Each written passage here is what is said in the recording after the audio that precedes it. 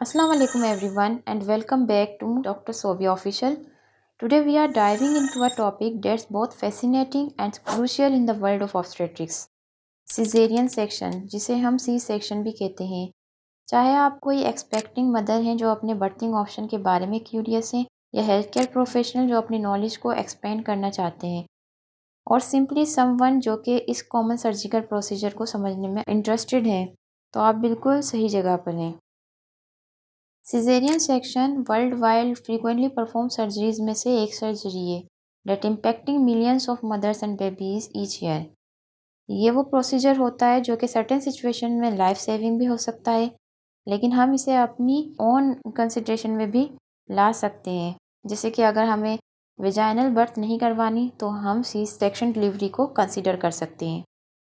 इस लेक्चर के एंड में आप लोगों को ये अंडरस्टैंडिंग होगी कि सी सेक्शन है क्या, रीज़न क्या है सी सेक्शन परफॉर्म करने के, सी सेक्शन के दौरान क्या क्या प्रोसीजर हम परफॉर्म करते हैं, और इसके बाद की केयर किस तरह से की जाती है। You are feel free to ask questions and share your thoughts in the comment section below as we go along. Whether you are a parent preparing for childbirth, a healthcare provider navigating delivery options with passion, or simply someone eager to learn, I encourage you to join the conversation and make the most out of this educational experience. So sit back, relax, and let's begin. Now let's move on to the outline. सबसे पहले हम C section की definition को discuss करेंगे। What is C section, reason for caesarean section, Number 3 is pre-procedure overview, and number 4 recovery and postpartum care. So what is a C-section? Cesarean section को हम C-section भी कहते हैं। ये एक सर्जिकल प्रोसीजर है जिसके थ्रू बेबी को डिलीवर किया जाता है, जिसमें हम इंसिजन मदर के एब्डोमेन और यूट्रस में देते हैं। ये सर्जरी जब परफॉर्म की जाती है जब वेजाइनल डिलीवरी मदर और बेबी दोनों के लिए सेफ नहीं होती। Reason for caesarean section, number first, failure to progress in labour. जब लेबर प्रोग्रेस नहीं करता एडिक्वेट इंटरवेंशन के बाद भी, जैसे कि ऑक्सीटोसिन ऑगमेंटेशन हो गई है और एमनियोटोमी भी हो गई है, लेकिन लेबर प्रोग्रेस नहीं कर रहा, तो सी सेक्शन रिकमेंड किया जाता है ताकि कॉम्प्लिकेशन से बचा जा सके, जैसे कि फीटल डिस्ट्रेस से या मेटरनल एग्जॉशन से। Number second, foetal distress. अगर बेबी लेबर के दौरान डिस्ट्रेस के साइन शो कर रहा है, जैसे कि बेबी का हार्ट रेट पैटर्न एबनॉर्मल हो गया है या मिकोनिया में स्टेनिंग हो गई है एमनियोटिक फ्लूइड में, तो फिर सी सेक्शन की तरफ जाते हैं ताकि किसी भी तरह के नुकसान से बचा जा सके। Number third, malpresentation. जब बेबी अपनी ऑप्टिमल पोजीशन में नहीं है वेजाइनल डिलीवरी की, जैसे कि बेबी की पोजीशन अगर ब्रीच है, ब्रीच मतलब कि वेजाइना की तरफ उसके फीट या बटक्स हैं, या बेबी ट्रांसफर्सली लाए हैं, तो सी सेक्शन वेजाइनल डिलीवरी से ज़्यादा सेफ होता है। Number 4, previous C section.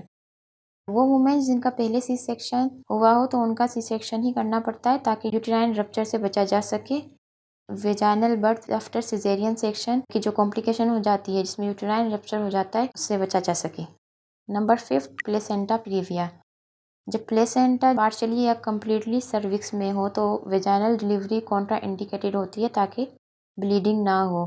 इस सिनेरियो में सिजेरियन सेक्शन सेफेस्ट ऑप्शन होता है ताकि सीवियर ब्लीडिंग से बचा जा सके। Number 6, multiple gestations. Twin triplets और हायर ऑर्डर मल्टीपल्स हो तो सी सेक्शन रिकमेंड किया जाता है अगर कोई कॉम्प्लिकेशन हो गई है, जैसे कि फीटल मेल प्रेजेंटेशन हो या डिस्कॉर्डेंट ग्रोथ हो, तो सी सेक्शन की तरफ जाते हैं। प्रोसीजर देख लेते हैं। Procedure overview. Number first, preparation. Mother को सर्जरी के लिए प्रिपेयर किया जाता है, एनेस्थीसिया एडमिनिस्टर किया जाता है, यूजुअली जो है एपिड्यूरल या स्पाइनल एनेस्थीसिया देते हैं, और सर्जिकल साइट को एब्डोमेन जहाँ पे इंसिजन देना है उस साइट को स्टेलाइज्ड किया जाता है। Number second, incision. एब्डोमेन में इंसिजन दिया जाता है, उसके बाद जो है यूट्रस की तरफ मूव करते हैं ताकि बेबी तक एक्सेस किया जा सके।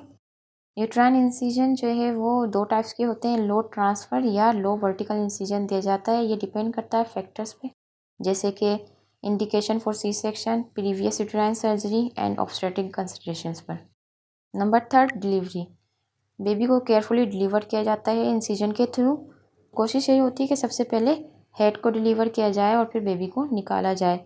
कुछ केसेस के अंदर एडिशनल मैनूवर्स भी ज़रूरत होती है इस्तेमाल करने की, तो उसे भी डिलीवरी को असिस्ट करने के लिए यूज़ करते हैं, जैसे कि वैक्यूम एक्सट्रैक्शन और forceps. Number 4, placental delivery and closure.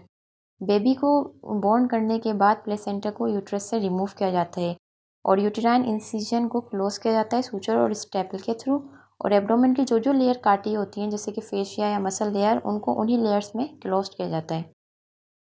Recovery and postmortem care. Hospital stay.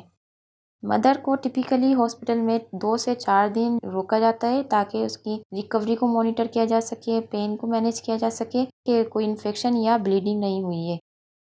Number 2, pain management.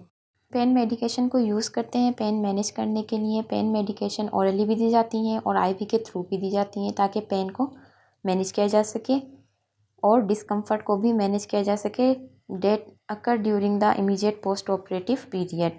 Non pharmacological methods भी इस्तेमाल करते हैं जैसे कि आइस पैक और पोजिशनिंग भी काफ़ी मददगार साबित होती है इस सिलसिले में। Number 3, mobility and activity. शुरू में तो मदर को इनक्रेज किया जाता है कि वो रेस्ट करे और अपनी फ़िज़िकल एक्टिविटी को लिमिट करे ताकि इंसिजन की प्रॉपर हीलिंग हो सके। आहिस्ता आहिस्ता उसे इनक्रेज किया जाता है कि वो जेंटल एक्टिविटीज़ करे जैसे कि वॉकिंग, ताकि सर्कुलेशन प्रमोट हो और ब्लड क्लॉट से बचा जा सके। Number 4, incision care. Incision site को क्लीन और ड्राई रखा जाता है ताकि इन्फेक्शन से बचा जा सके, और मदर को यही एडवाइस दी जाती है कि वो हैवी ऑब्जेक्ट लिफ्ट ना करे या कोई ऐसा काम ना करे जिससे एब्डोमिनल मसल पर स्ट्रेनिंग हो और ज़ख़म गीला हो जब तक कि ज़ख़म फुली हील ना हो जाए। Number 5, emotional support. C section की रिकवरी के लिए पेशेंट को फिज़िकली और इमोशनली दोनों चैलेंजेस होते हैं क्योंकि वो एक सर्जिकल प्रोसीजर से गुजरी होती हैं और उसके बाद काफ़ी मदर्स को डिप्रेशन भी हो जाता है। एक तो उनकी सर्जरी हुई होती है, दूसरे उनको बेबी के और घर के थोड़े काम होते हैं। इसके लिए जो है वो हेल्थ केयर प्रोवाइडर की सपोर्ट बहुत अहम किरदार अदा करती है और ख़ास तौर पे फैमिली मेम्बर्स की सपोर्ट और दोस्त वगैरह की सपोर्ट की ज़रूरत पड़ती है अगर कोई एंजाइटी है या सैडनेस है। In conclusion, cesarean section is a valuable and sometimes necessary intervention in obstetrics, providing a safe delivery option for mothers and babies in certain circumstances.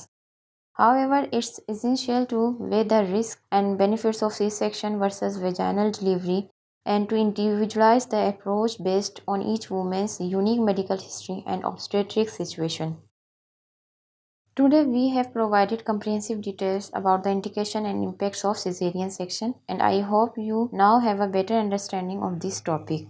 Thank you for your love and support. I hope you have found today's lecture enjoyable and informative. If you have any questions or feedback, please feel free to share and don't forget to subscribe my channel.